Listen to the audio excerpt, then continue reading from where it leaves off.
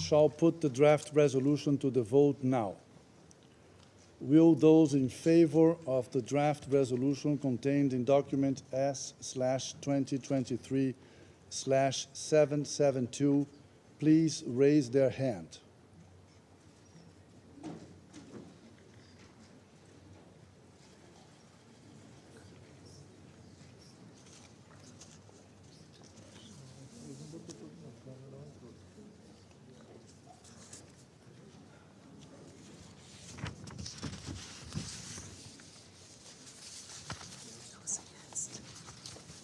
Those against?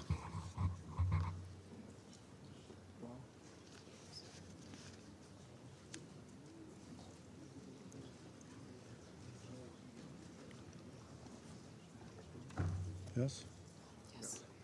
Abstentions?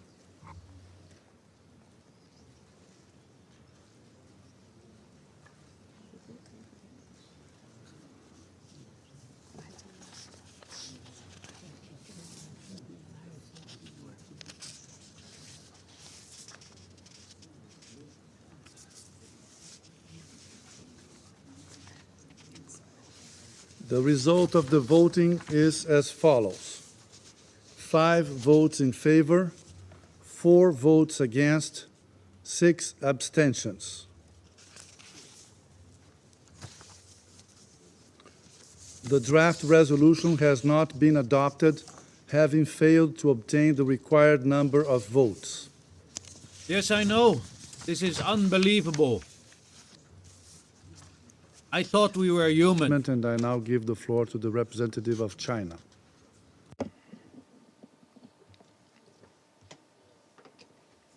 Thank you, Mr. President. Mr. President,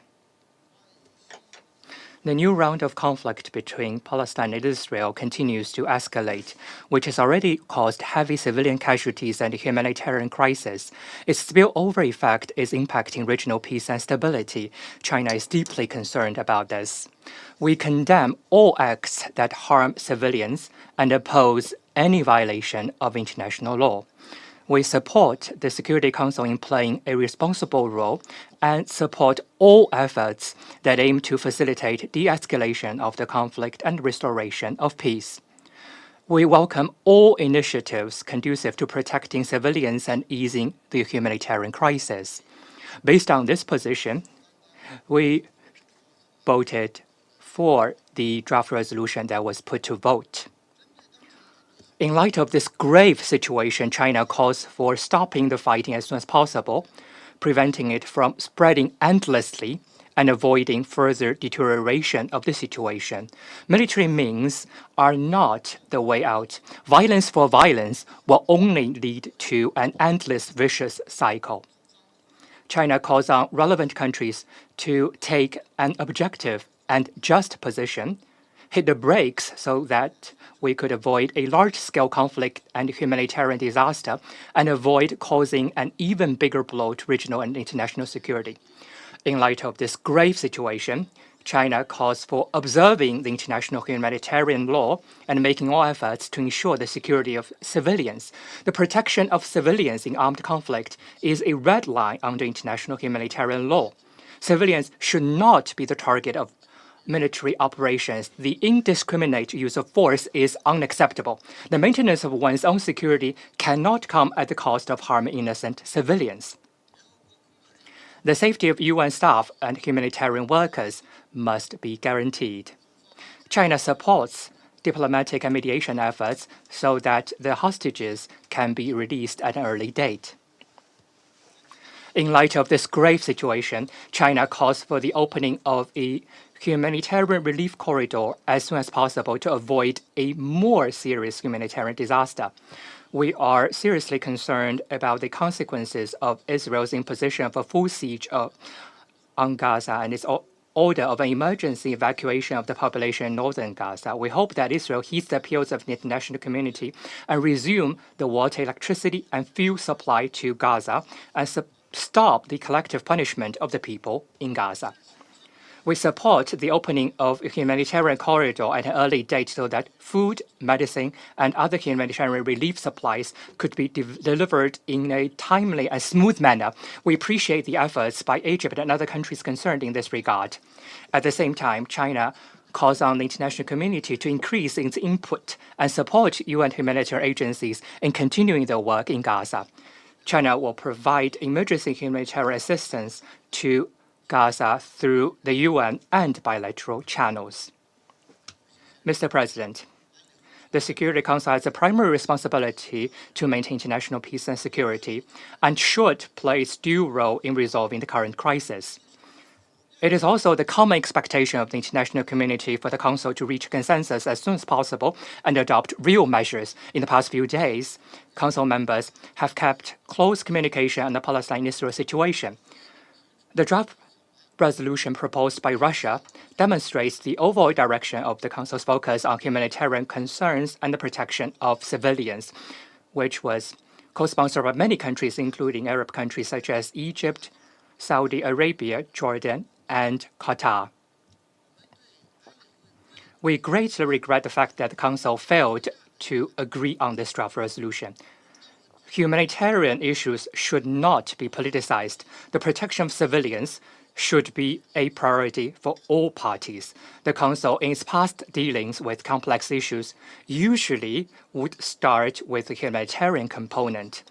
The current conflict is spreading and suffering is continuing. The Council should not give up its effort in this regard. Brazil also proposed a draft resolution. We welcome that. We hope that all parties, out of a responsible and constructive spirit, continue to seek consensus and take more active actions to ease the tension and avoid a humanitarian disaster, so as to demonstrate in earnest the responsibility and mission of the Security Council and make sure that it is able to stand the test of morality and conscience. Mr. President, the Chinese President Xi Jinping has highlighted on many occasions that the fundamental way to resolving the Palestine question is to establish an independent state of Palestine. History has time and again proven that for the Israel-Palestine situation, the repeated outbreak of crisis is fundamentally due to the fact that the basis of the two-state solution keeps being eroded. The Middle East peace process has veered from the right track, and relevant UN resolutions haven't been effectively implemented. When dealing with this new round of conflict between Palestine and Israel, the international community must go beyond the fragmented case-by-case crisis management model and persevere toward the fundamental direction of the two-state solution and make greater efforts toward the comprehensive and lasting solution to the question. Since the outbreak of the crisis, China has actively conducted efforts to facilitate the ease of tension and actively promote peace talks. Our Foreign Minister Wang Yi has communicated extensively with all relevant parties to elaborate on China's policy and position. The special envoy of the Chinese government on the Middle East will visit regional countries this week to conduct mediation work. China will always stand on the side of peace, on the side of justice, and on the side of international law. We're ready to work with the international community to make unremitting efforts to stop the fighting in Gaza at an early date and realize peaceful coexistence of Palestine and Israel and lasting peace and security in the Middle East. Thank you, Mr. President. These were the countries that voted for and voted against and abstained from voting for an immediately ceasefire resolution at the UN Council. This is your favorite half Chinese. I commend China. I commend Gabon. I commend Mozambique. I commend Russia. I commend the UAE for daring to stand up, for daring to protect the oppressed, for doing what is right, and that is trying to bring humanity into play, to relieve the stress of people in need, to try to stop the suffering, but for some others, that was too much to ask.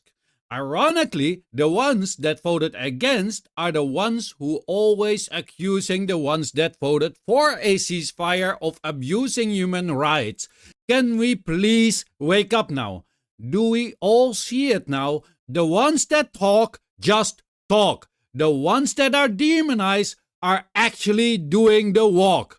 Anyways, I want to talk more about it, but I can't because of the rules set by the EU. Anyways, the position of China is very clear. They want an immediate ceasefire. The Chinese foreign minister said Israel's actions go beyond self-defense, calls to avoid collective punishment of Gaza people. This was from the Global Times, with its Chinese state media, so not something I made up, and we can be sure that this is really what they've said. Sorry, I have to give the disclaimers because of the censor laws. It would be better to clarify. Anyways, this was your favorite half Chinese. Let me know what you think of all this in the comment section, but please keep it respectful. We are not barbarians unlike some others. Please give it a like, share, and if you have not yet, then follow. And as always, have a great day.